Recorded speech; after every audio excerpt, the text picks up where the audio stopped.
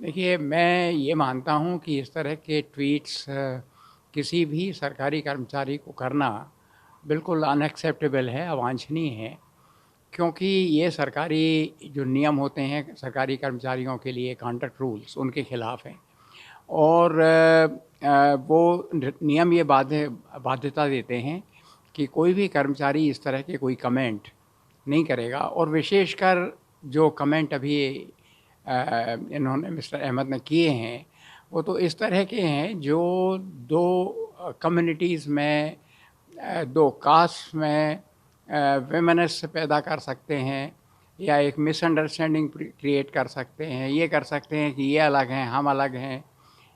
तो इस तरह की भावना समाज में पैदा हो, देश में पैदा हो, ये बिल्कुल इस तरह की चीज़ें नहीं होती थी। और यदि कोई कर्मचारी इनका उल्लंघन करता था, तो उसका नियमों के अनुसार उस पर कार्रवाई होती थी, उसके खिलाफ कार्रवाई होती थी। और ये सुनिश्चित किया जाता था कि वो सरकारी नियमों का पालन करे, डिसिप्लिन का पालन करे, और डिसिप्लिन तोड़ता है तो उसके खिलाफ कार्रवाई होती थी, जो आजकल बिल्कुल नहीं हो रही है। सर, सीधे तौर पर अभी कह तो रहे हैं, मंत्री भी बयान दे रहे हैं और डीओबीटी को पत्र भी लिखा जा रहा है, तो कोड ऑफ कंडक्ट का वायलेशन माना जाता है, लग रहा है क्या ये जी ठीक है। ये बेसिकली तो ये कोड ऑफ कंडक्ट का ही वायलेशन है। और कार्रवाई के लिए जो उपयुक्त फोरम है उनमें करना चाहिए। लेकिन मैं देख ये रहा हूँ कि सामान्यतः इस तरह का लिख तो दिया जाता है, ज़्यादा से ज़्यादा उस अधिकारी से पूछताछ कर ली जाती है, उसके बाद में फिर मामला ठंडे बस्ते में चला जाता है, कोई फर्दर कार्रवाई होती नहीं है। इसीलिए ये इस तरह के अधिकारी जो ऐसी गैर जिम्मेदार कमेंट करते हैं, उनकी संख्या बढ़ती जा रही है। तो ये बहुत ज़रूरी है कि सरकार ऐसी जो एक टेंडेंसी है गवर्नमेंट सर्वेंट में, उसमें सख्ती से रोक लगाए। यदि हम मध्य प्रदेश की राजनीति की बात करें तो वो 15 महीने जब कमलनाथ जी मध्य प्रदेश के मुख्यमंत्री थे, वो देश की राजनीति का किसी भी सूबे, किसी भी प्रदेश के काले अध्याय का सबसे बड़ा कार्यकाल था। पूरे प्रदेश में हाहाकार मचा था। कमलनाथ जी की सरकार में एक पैरेलल इकोनॉमी, एक समानांतर अर्थव्यवस्था, जो कि भ्रष्टाचार की अर्थव्यवस्था थी, वो फैली हुई थी। आज कांग्रेस लोकतंत्र बचाओ यात्रा निकाल रही है। सही मायने में लोकतंत्र की हत्या यदि किसी ने इस देश में की है तो वो कांग्रेस ने की है। लोकतंत्र बचाओ और लोकतंत्र के सम्मान की रक्षा की यात्रा यदि उन्हें निकालनी चाहिए तो उन्हें आपातकाल जिस दिन इंदिरा गांधी ने लगाकर लोकतंत्र को तार तार किया था, उस दिन निकालनी चाहिए थी। मध्य प्रदेश तो बच गया कमलनाथ जी के कुप्रभाव से, और आज मध्य प्रदेश का एक एक रहवासी, एक एक नागरिक इस बात को लेकर संतोष व्यक्त करता है कि कमलनाथ की सरकार केवल 15 महीने चली। लोकतंत्र बचाने की बात नहीं है, लोकतंत्र को तार तार किया था कमलनाथ जी ने। और इस तरह के शुबूखेबाजी करके अपनी फ्रस्ट्रेशन को उजागर करना, ये कांग्रेस की आदत है। और सही मायने में कमलनाथ जी है कहाँ, ढूंढते रह जाओगे वाली स्थिति में है कहाँ मध्य प्रदेश में वो। ये केवल और केवल राजनीति है। सही मायने में आज का दिन, जिस दिन कमलनाथ जी ने मुख्यमंत्री पद से इस्तीफा दिया था, वो तो मध्य प्रदेश के लिए सबसे अहम दिन था, क्योंकि उसी दिन कमलनाथ का कुराज मध्य प्रदेश से समाप्त हुआ था। सर, मध्य प्रदेश में कमेटी जो गठित हुई है उनमें सुझाव देने के, उसमें से कमेटी में आप भी हैं, या 25 मार्च तक सुझाव। देखिए, माननीय मुख्यमंत्री शिवराज सिंह चौहान जी लोकतंत्र की उस व्यवस्था को मजबूत करते हुए शासन कर रहे हैं जिसमें जनता का जनता के लिए और जनता द्वारा शासन प्रशासन की मूल अवधारणा लोकतंत्र में स्थापित है।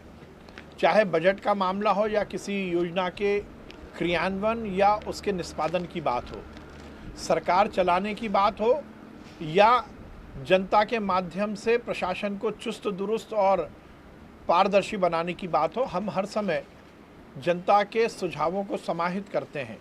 बजट को लेकर भी हमने यही किया, और लगभग 2500 बजट संबंधित हमें जो सुझाव मिले थे उसको बहुत बारीकी के साथ अध्ययन करके उनकी बहुत सारी बातों को बजट में शामिल किया गया।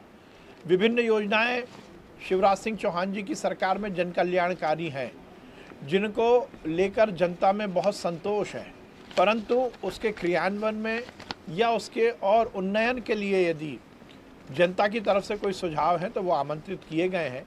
माननीय मुख्यमंत्री जी ने मंत्रियों के अलग अलग समूह बनाए हैं। हर योजना और सरकार की हर कार्य पद्धति के सुचारू क्रियान्वयन के लिए 26 और 27 तारीख को हम कैबिनेट की चिंतन बैठक पचमढ़ी में आयोजित कर रहे हैं। माननीय मुख्यमंत्री जी ने निर्देश दिया, माननीय मुख्यमंत्री जी की अध्यक्षता में ये बैठक होगी और 2 दिन तक हम सब मिलकर जहां एक और शासन प्रशासन की विभिन्न योजनाओं पर विचार करेंगे, तो आगे का रोड मैप भी हम तैयार करेंगे और इन सब मंथन में जो भी जनता के सुझाव हैं वो आमंत्रित भी हैं और उन पर पूरी तरह से विचार हम करेंगे।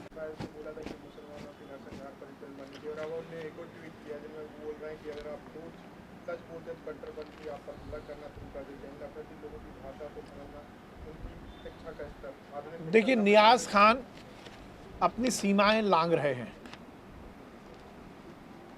आप यदि प्रशासन में किसी पद पर बैठे हुए हैं तो आपकी एक आचार संहिता है और नियाज खान केवल और केवल फिरका परस्ती फैलाकर, अराजकता फैलाकर अपने आप को लाइमलाइट में लाना चाहते हैं और ये जो सर्विस रूल है उसके भी खिलाफ है। उनका जो बिहेवियर है वो निश्चित रूप से बहुत ही आपत्तिजनक है।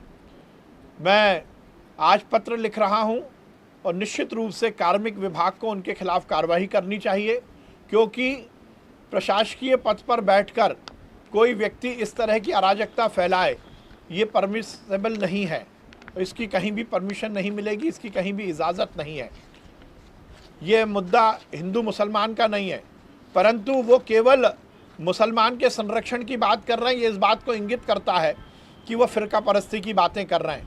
वो ये कह रहे हैं मैं खान हूँ इसलिए मुझ पर इल्ज़ाम लगाए जा रहे हैं, खान है इसलिए इल्ज़ाम नहीं लगाए जा रहे। उनकी सोच ओछी है इसलिए उन पर इल्ज़ाम लगाए जा रहे हैं और उन्होंने जो बातें की हैं वो केवल और केवल फ़िरका परस्ती फैलाने की हैं। कश्मीर फाइल्स, कश्मीरी ब्राह्मण के खिलाफ जो अराजकता का माहौल था उसको प्रदर्शित करने वाली एक सशक्त मूवी है, एक सशक्त फिल्म है। और मैंने पहले भी कहा था, विवेक अग्निहोत्री जी, अनुपम खेर जी को मैं बहुत बधाई दूंगा कि उन्होंने सच को सामने उजागर किया है और इस तरह के प्रशासकीय अधिकारी को सही मायने में पद पर रहने का अधिकार नहीं है। मैं कार्मिक विभाग को पत्र लिख रहा हूं कि उनके खिलाफ कार्रवाई होनी चाहिए और सर्विस रूल्स का जो उन्होंने उल्लंघन किया है ये निश्चित रूप से बहुत आपत्तिजनक है।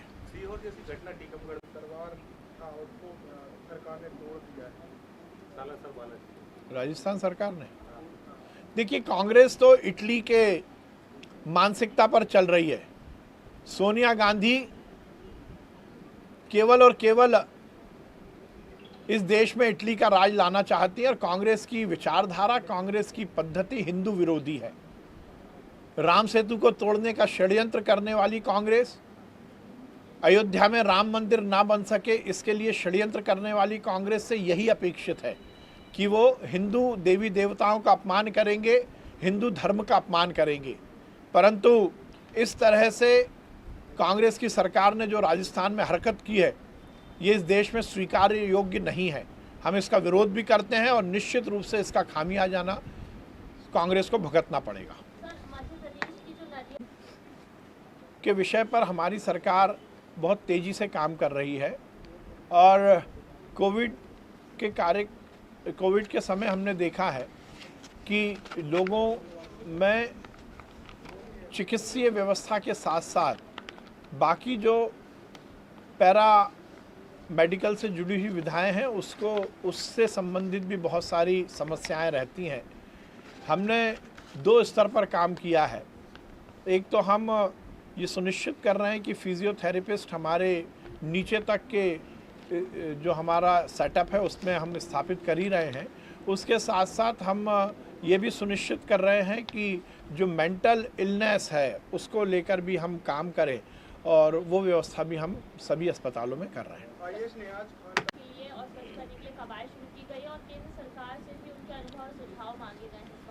देखिए, हमारी सरकार पर्यावरण संरक्षण के लिए भी काम कर रही है, जल पानी बचाने के लिए भी काम कर रही है और नदियों के संरक्षण के लिए भी हम बहुत तेज़ी से काम कर रहे हैं। माननीय मुख्यमंत्री जी ने नर्मदा यात्रा के माध्यम से हमारी जीवनदायिनी नर्मदा को संरक्षित करने को, सुरक्षित रखने की एक मुहिम चलाई थी। उसके साथ ही नदियों की इंटरलिंकिंग को लेकर भी हमने काम किया है, शिप्रा के उन्नयन के लिए भी हमने काम किया है और हम मध्य प्रदेश की सभी वाटर बॉडीज़ के उन्नयन के लिए, उनके संरक्षण, उनके संवर्धन के लिए काम कर रहे हैं और उसके लिए अलग अलग विभाग, चाहे केंद्र सरकार से मदद की बात हो या स्टेट बजट से मदद की बात हो, उस पर काम कर रहे हैं।